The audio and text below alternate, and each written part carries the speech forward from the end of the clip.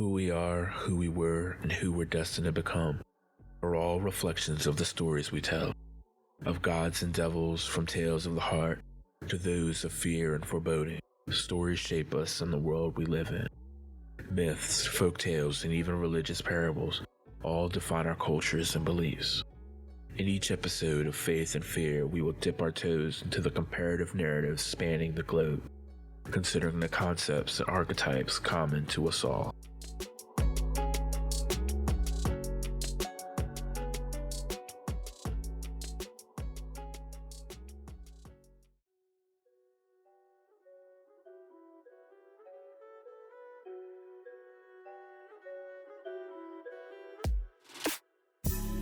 Enle Shalom and Prazir. Hello and peace. It's a pleasure.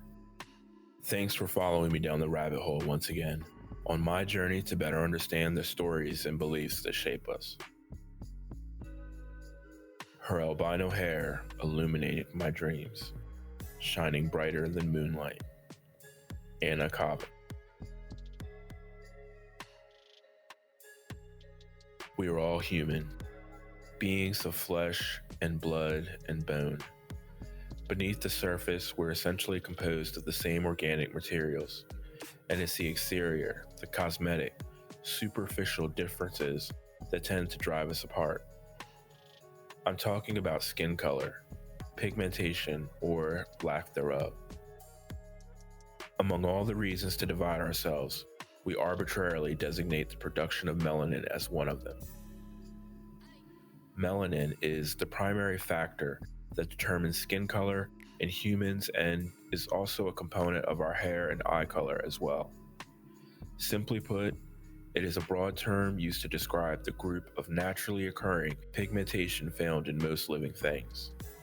However, those who synthesize very little to no melanin live with a condition known as albinism. Those with albinism typically prefer not to be referred to as albinos, but instead as someone with albinism, seeing as albinism is something they live with, not who or what they are. This condition is defined as someone having a complete or partial absence of pigmentation in their skin, hair, and eyes, and is often associated with a number of other ailments. There are also a number of debilitating myths associated with this condition, aside from the obvious social stigma. While albinism, considered to be a hereditary condition, refers to the complete absence of melanin, leucism describes the number of conditions where there is only a partial loss of pigment. Leucism typically occurs in animals, while in contrast, vitiligo, a condition described as a loss of skin pigmentation appearing in discolored patches across different areas of the body, is the form commonly known to manifest in humans. Both conditions are far more complicated than this, and the exact causes are still not entirely clear. One of the most prominent myths that exist is that those with albinism are sterile. This is false. While albinistic people may pass on the recessive gene, they are more than capable of having children.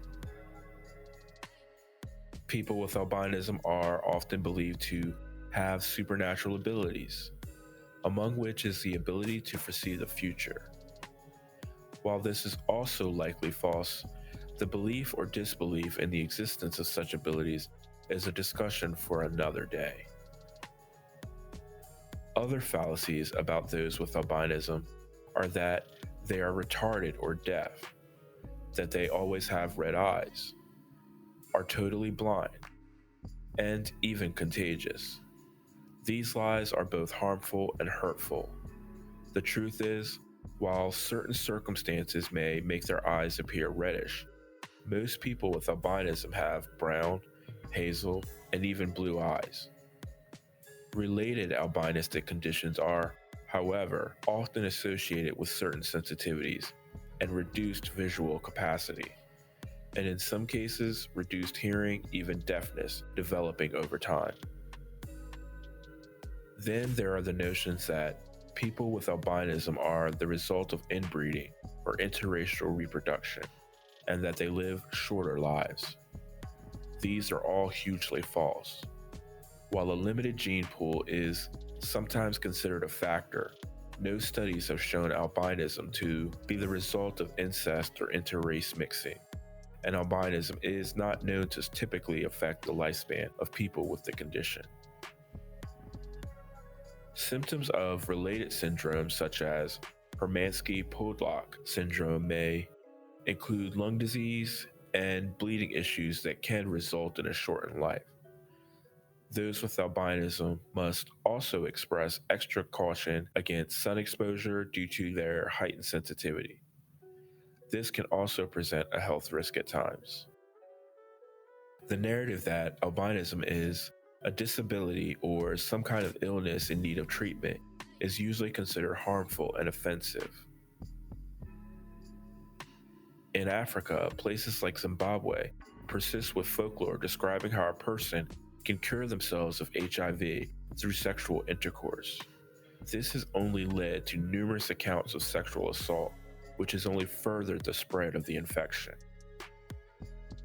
In Tanzania, witch doctors have been known to murder albinistic people for their body parts, including hair, arms, legs, and bodily fluids, all in order to produce potions and elixirs meant to bring good luck and prosperity or cure a number of ailments. Historically speaking, though things have improved in recent years, Jamaicans with albinism have been victimized, ostracized, and deemed as cursed. However, King Yellowman and albinistic musicians have served to greatly overturn misconceptions in recent years.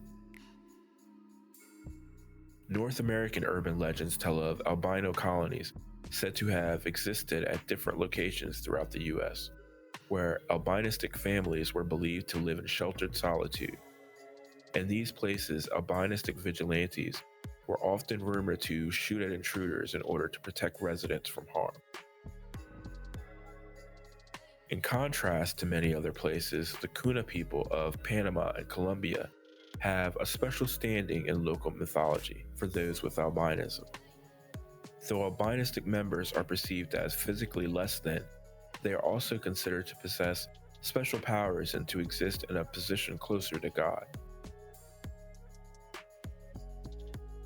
Albinism is one of those things steeped in false beliefs and harmful narratives. Those with albinism are rarely portrayed as the protagonist or hero in popular culture, but instead in a typically negative, even descriptively evil light. Over recent years, several documentaries have been produced in order to garner attention towards the ritual murder, dismemberment, and discriminatory practices against those with albinism.